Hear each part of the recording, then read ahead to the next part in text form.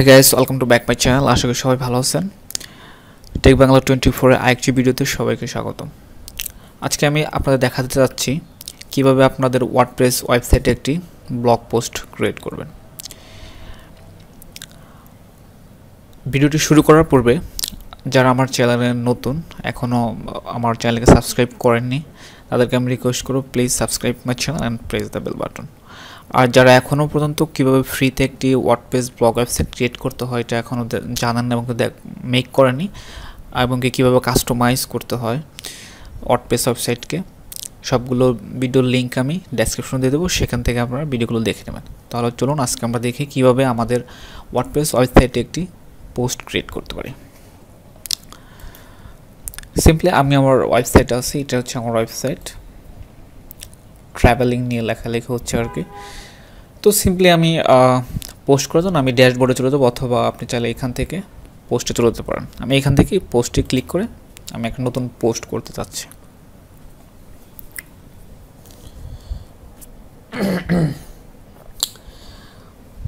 পোস্টে ক্লিক করলে আপনাদের সামনে এরকম একটা ফাঁকা পেজ আসবে। এখানে লেখা থাকবে add title, start writing or type to choose a blog.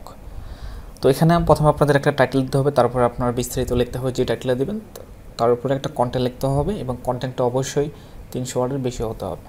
তো সিম্পলি আমি দেখানোর জন্য আমি কিছু টেক্সট কপি পেস্ট করব। ওকে, ধরেন এটা আমার প্যারাগ্রাফ,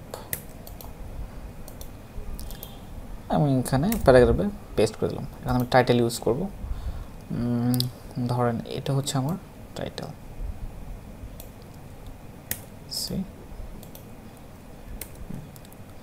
টাইটেল। ওকে, টাইটেল দিয়ে দিলাম এবং কি আমাদের একটা প্যারাগ্রাফ হলো। এখন এখানে আমাদের অনেক সময় প্রয়োজন হতে পারে যে আরও হেডিং প্রয়োজন হতে পারে, তো সেগুলো অ্যাড কীভাবে করবেন। সিম্পলি হেডিং অ্যাড করার জন্য আপনারা যে এই প্লাস বাটনে দেখতেছেন এখানে ক্লিক করবেন, এবং এখান থেকে আপনার যা যা প্রয়োজন সব কিছু আপনি চাইলে এখান থেকে অ্যাড করতে পারবেন। আমি একটা হেডিং অ্যাড করে দেখাচ্ছি। ধরেন এখানে আমার একটা হেডিং প্রয়োজন, হেডিং কিন্তু হেডিং 1 থেকে 6 পর্যন্ত হেডিং হয়, আপনি এখান থেকে যে কোনো একটা হেডিংকে ইউজ করতে পারেন। তো আমি চাচ্ছি হেডিং 2কে ইউজ করে দেবো। এখানে আমি সিম্পলি একটা হেডিং দিয়ে দিলাম, এটা কিন্তু আমার ওয়েবসাইটে হেডিং হয়ে গেল। ওকে, এখন আমাদের যদি প্যারাগ্রাফের প্রয়োজন হয় যে আমরা হেডিংয়ের নিচে প্যারাগ্রাফ লিখবো, সেটার জন্য আমরা এই প্লাস বাটনে ক্লিক করব, এবং কি এখানে প্যারাগ্রাফে ক্লিক করে প্যারাগ্রাফ অ্যাড করে নেব। এখন আমি এই প্যারাগ্রাফটাকেই এই হেডিংয়ে নিচে আমি সেম প্যারাগ্রাফটা দিয়ে দিচ্ছি শুধুমাত্র আপনার দেখানোর জন্য। এখন এখান থেকে এই প্যারাগ্রাফের ভিতরে আমাদের আরও অনেক কিছু করার প্রয়োজন হতে পারে, যেমন হতে পারে লিঙ্ক করার প্রয়োজন হতে পারে, তারপরে কিছু একটা লেখার কালার চেঞ্জ করা লাগতে পারে, এবং কি বোল্ড করা লাগতে পারে। তো সেগুলো কী করবেন, সিম্পলি যাকে আপনি কালার অথবা এগুলো করতে চাচ্ছেন, তাহলে অথবা লিঙ্ক করতে চাচ্ছেন, তাকে সিম্পলি সিলেক্ট করবেন। সিলেক্ট করলে আপনার সামনে এরকম একটা বার শো হবে। এখান থেকে আপনি চাইলে বোল্ড করে নিতে পারবেন, ইতালিক করে নিতে পারবেন, এবং লিঙ্ক করার জন্য এই লিঙ্কে ক্লিক করবেন, এবং যাকে আপনি লিঙ্ক করতে যাচ্ছেন সেই অ্যাড্রেসটাকে একবার কপি করে নেবেন। জাস্ট যাকে লিঙ্ক করতে চাচ্ছেন সেই লিঙ্কটাকে এখানে পেস্ট করে দিবেন, এবং এখানে সিলেক্ট করে দেন ওপেন ইন নিউ ট্যাব। যখন এই লিঙ্কে কেউ ক্লিক করবে যাতে নতুন একটা ট্যাব ওপেন হয়, এবং এই অ্যারোতে সাবমিটে ক্লিক করে দেবেন। এটা আমাদের লিঙ্ক হয়ে গেল। এখন প্রয়োজন হতে পারে যে আমার একটা লেখাকে কালার করা লাগবে, জাস্ট আমি সিম্পলি সেটাকে সিলেক্ট করে নেবেন। সিলেক্ট করে এই অ্যারোতে ক্লিক করবেন, এখানে দেখেন লেখা আছে টেক্সট কালার। সিম্পলি এখানে ক্লিক করে আপনি চাইলে আপনার মনের মতো একটা কালারকে চুজ করে নিতে পারেন, অথবা কাস্টম কালারও ইউজ করতে পারেন, অথবা এখানে কালার কোডও দিতে পারবেন। এভাবে মূলত কালার ক্রিয়েট করতে হয় দেখালাম। এখন মনে করেন আমাদের এই প্যারাগ্রাফে অনেক সময় দেখবেন অনেক পত্রিকা ইয়েতে যে প্রথম লেটারটা বড় থাকে, ঠিক আছে, এই প্রথম যে এল দেখতে পাচ্ছেন এটা মানে প্রথম যে লেটারটা থাকে সেটা বড় থাকে। তো সেটা কীভাবে নেই, এটা করার জন্য আপনি দেখবেন লেখা আছে ড্রপ ক্যাপ। জাস্ট আপনি যদি আপনি যে প্যারাগ্রাফটা এটা করতে চান সেটাকে আপনার কিছু করতে হবে না, শুধু তার উপরে ক্লিক করে প্যারাগ্রাফটা ক্লিক করে এখানে জাস্ট শুধু ড্রপ ক্যাপে ক্লিক করবেন, দেখবেন যে প্রথম অক্ষরটা বড় হয়ে গেছে। ওকে, আমরা এটাও দেখলাম, এটা আমাদের প্রয়োজন নেই, আমরা করলে এটাতে করতে পারি। আচ্ছা, এটাতে করে রাখলাম। ওয়েবসাইটে অনেক ইমেজের প্রয়োজন হতে পারে, অবশ্যই ইমেজ লাগে অনেক সময়, এবং কি দু ধরনের ইমেজ ইউজ করা হয়, সেটা হচ্ছে একটা হচ্ছে ফিচার ফটো, আর একটা হচ্ছে ওয়েবসাইটের ভিতরে কিছু ফটো থাকে। ফিচার ফটোটা কি, আমি আপনাদের যদি বোঝানোর জন্য আমি একটা পোস্ট দেখাই। দেখেন এখানে যে ওয়েবসাইট পড়ার পূর্বে, রিড করার পূর্বে দেখেন একটা সুন্দর একটা ইমেজ শো করছে, এটা হচ্ছে ফিচার ইমেজ। এবং কি যদি আমি এর ভিতরে প্রবেশ করি তাহলে দেখবো এর ভিতরে আরেকটি ইমেজ আছে, যেটা আমাদের ফিচার হিসেবে অ্যাড করিনি, তাই এটা প্রথমে দেখাচ্ছে না। তো এটাই হচ্ছে আমরা দুই ধরনের ইমেজ অ্যাড করে থাকি। তো এটা কীভাবে ইউজ করবেন, ধরেন এখানে আমি ফিচার ইমেজ, এখানে আমি ধরেন আমার এই ওয়েবসাইটে একটা ফিচার ইমেজ অ্যাড করব। এটা অ্যাড করার জন্য সিম্পলি আপনারা সাইটে স্ক্রল করে দেখবেন লেখা আছে সেট ফিচার ইমেজ, এখানে ক্লিক করবেন। এখান থেকে আপনি চাইলে আপনার ফাইল থেকে আপলোড করতে পারেন, এবং এখন আমি আমার মিডিয়া লাইব্রেরি থেকে অ্যাড করব। আমি এই ইমেজটাকে অ্যাড করব, এটা এখানে একটা অল্টার টেক দিয়ে দিবেন। অল্টার টেক হচ্ছে যদি নেট স্লো থাকে, ইমেজ শো হতে দেরি হয়, সেক্ষেত্রে এখানে একটা নাম উঠবে যে আপনি কোন ধরনের ইমেজ অ্যাড করেছেন। তো আমাদের ফিচার ইমেজ অ্যাড হয়ে গেছে।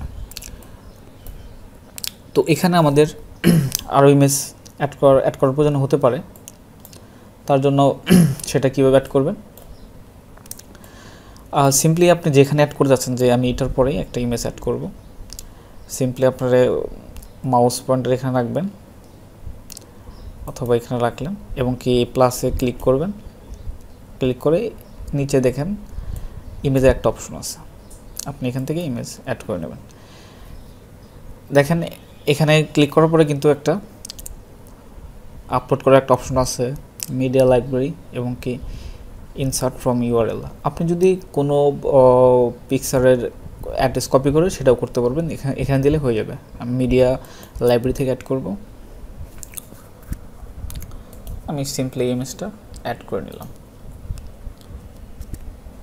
এবং কি অল্টার টেক দিয়ে দিলাম। অল্টার টেক দিয়ে দিব এখন,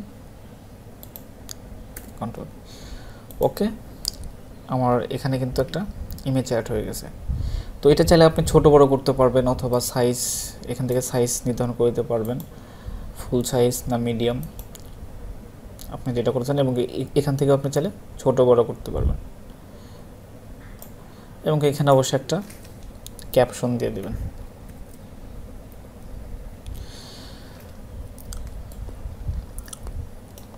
ওকে, এভাবেই মূলত আমাদের পোস্ট করতে হবে, এবং সব কিছু ঠিক হয়ে গেলে, দেওয়া আপনার লেখা শেষ হয়ে গেলে সিম্পলি পাবলিশে ক্লিক করার পূর্বে আপনি একটা কাজ করে নেবেন, সেটা হচ্ছে যে